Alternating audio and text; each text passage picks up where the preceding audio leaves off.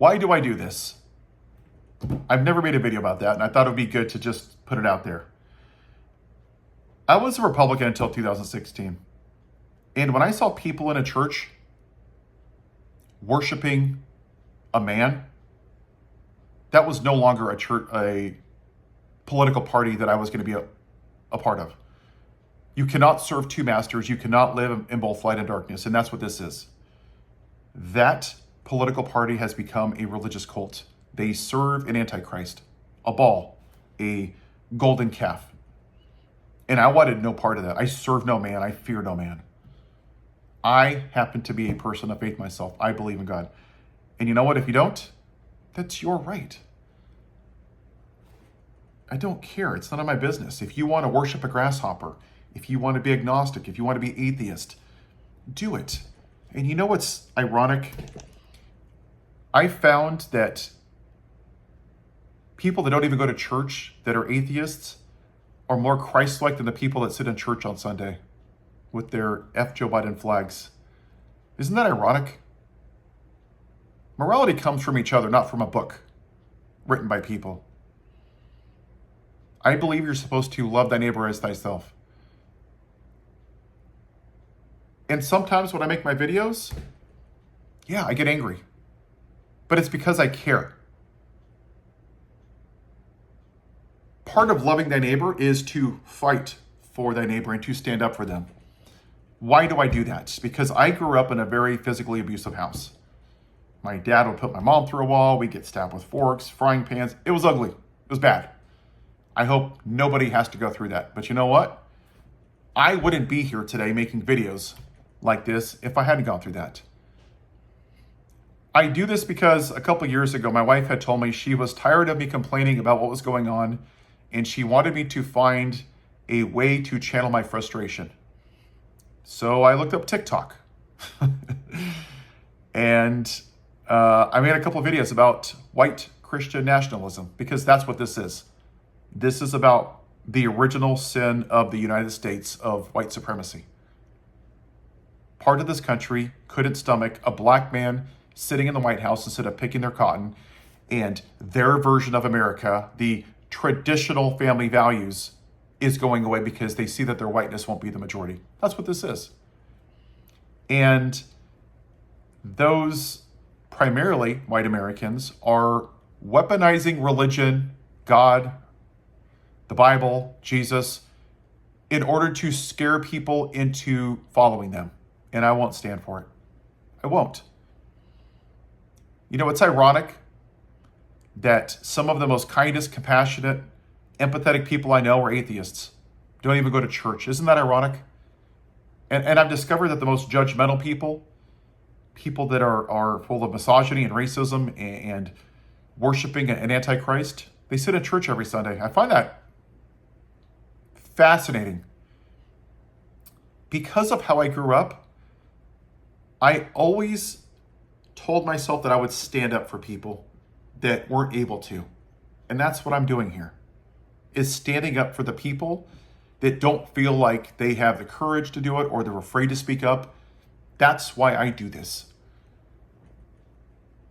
Listen, I understand my thumbnails are all over. I'm trying to figure out the thumbnail thing. I'll be honest with you, I'm not good at them. I'm going to keep my thumbnails very simple. I'll put a title on it, probably my face. This is who I am. If I start doing a lot of fancy thumbnails, that's just not who I am. This is who I am, right here, just a regular person, just like you. You know, many years ago when I lived in Oregon, I didn't have a bike. I had to walk. I lived in a city called Tualatin, Oregon, and I had to walk 3.5 miles each way because I couldn't afford a bike for almost 3 years. Finally, one day I was able to get a car. It sucked. I had to walk in the rain, the snow. Didn't matter. I had a job to do. I had bills to pay. I'm just like you. I had $50 in my bank account. I had to sell my PlayStation once to pay rent. I had to sell my Spawn comic books to buy gas. My car fell off the side of a hill one day and I couldn't afford to tow it, so I had to get a new car one day. But I've been there. I'm just a regular person. I could probably, get a microphone and I don't know, a studio. I don't have edits. I don't have paper. I could do all kinds of things to probably improve my SEO on here. Honestly, I don't have any desire to do it. Because I feel like the news, the reporters, the journalists, you have so many people on YouTube with millions and millions and millions of followers. A lot of it's entertainment. It's made to get us an emotional feeling, right? When you look at, when I've researched YouTube, it's like, what's going to get them engaged? What's going to make the shock and awe? It probably works. That's just not who I am.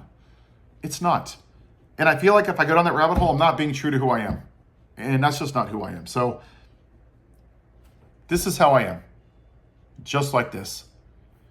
I go on walks like this morning. I walked in a puddle of water and I saw my footprints after I walked through the puddle. And I thought, when I make videos like this in YouTube and TikTok videos, what is my legacy going to be? That's the kind of stuff that my brain is. And I just feel like those are just every regulated stories. And I feel like with politics right now, we have so many politicians that just don't care about us. They want us to pull out our credit card to get them $5 and $10. And I'm sick and tired of it. I just want regular people that I can relate to that want to fight with us, to fight for us, and stand up for us, and make us feel seen and heard. And that's why I'm doing it. And if it's like just one person that watches my videos and that one person is affected, you know what? Then it was worth it. There has to be more than doing what I'm doing, making videos, than just having 8 trillion followers. If it doesn't, in my opinion, help people, make you feel heard, know that you're not alone in this time because of what's going on with this fascist takeover, then I feel like we're complicit. I've always believed that silence is complicity. One of my favorite quotes was the great Martin Luther King, and he says that a true leader is not a searcher of consensus, they are a molder of consensus. And I feel like there are a lot of creators on here that want to tap into your fear to get likes and views. And I'm not going to do that. I want to be the person that's just going to be real and hears you and listens to you. And that's why I do this.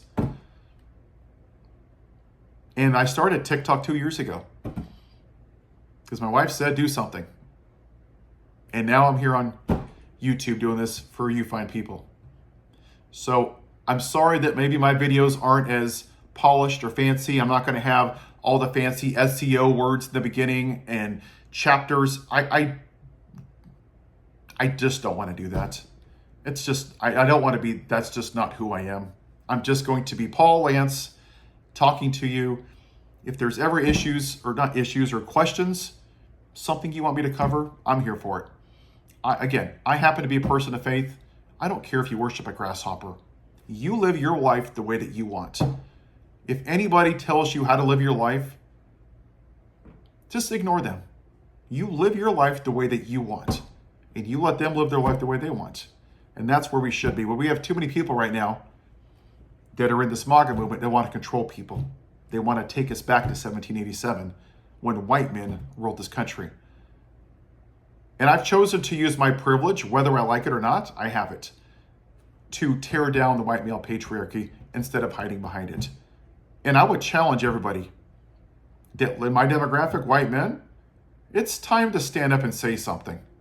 The reason we're here is because enough of us haven't spoken out against it, and it's festered over hundreds of years. And it's got to the point now where we have to address it and we have to tear it down so this country will once and for all defeat white supremacy in the United States.